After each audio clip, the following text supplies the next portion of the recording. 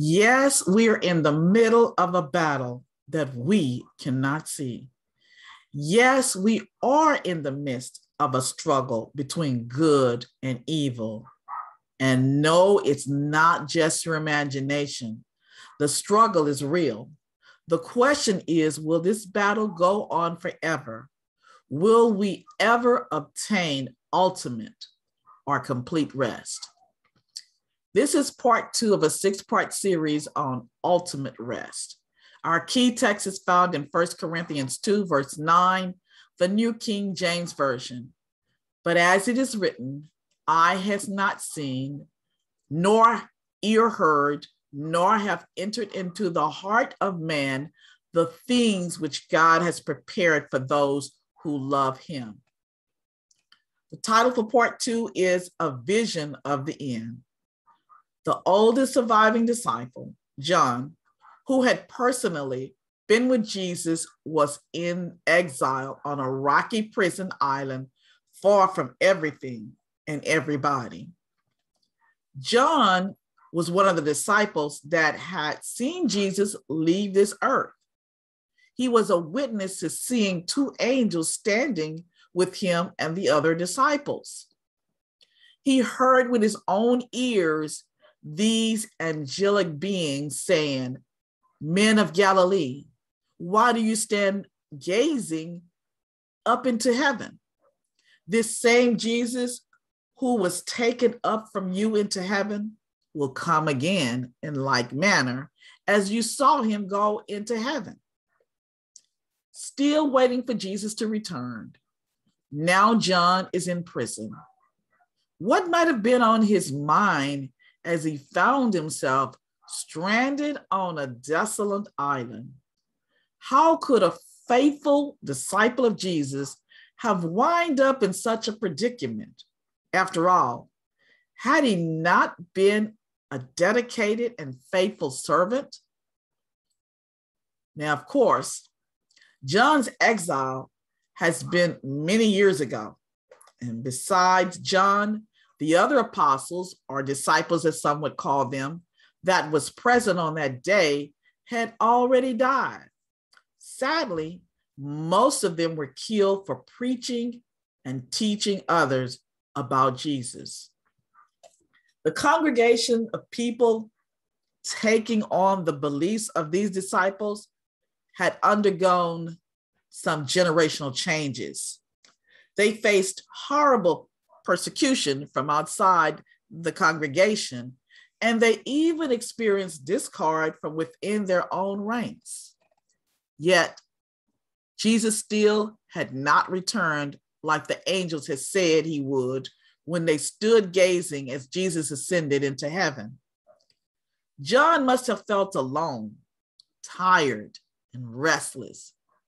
But then one day, John, while resting on the Sabbath day on that lonely island in Greece called the island of Patmos, was given a vision of the future.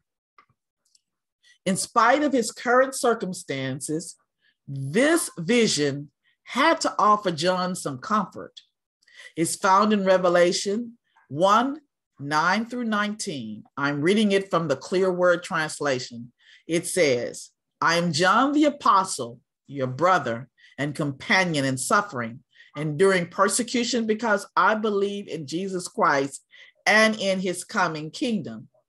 I was exiled in this barren island called Patmos for preaching the word of God and for sharing with people the testimony of Jesus Christ. On the Sabbath of the Lord, I went to the island's rocky shore to worship. Suddenly, the Spirit took control of me, and I heard a voice behind me that sounded as loud as a trumpet. The voice said, 'Write a book about what I'm going to show you and send it to the 7 churches in Asia Minor, in the cities of Ephesus, Smyrna, Pergama, Thyatira, Sardis, Philadelphia, and Laodicea.'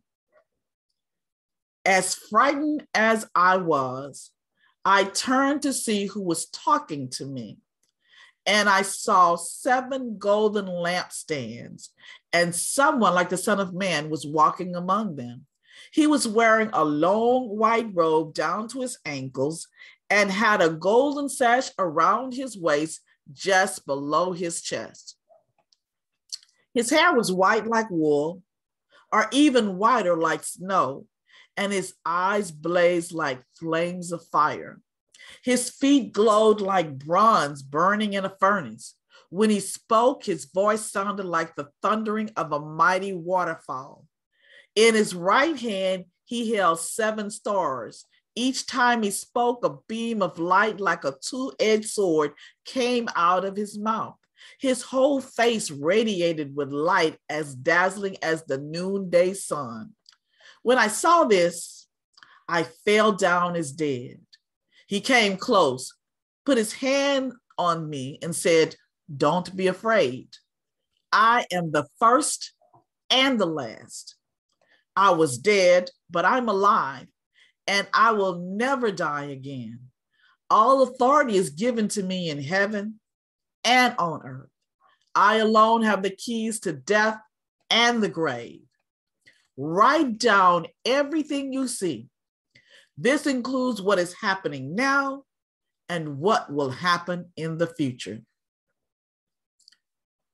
Although Jesus, when on this earth, had told his followers, "Lo, I am with you always, even to the end of the age," and these words must have encouraged John as he was there on that lonely island.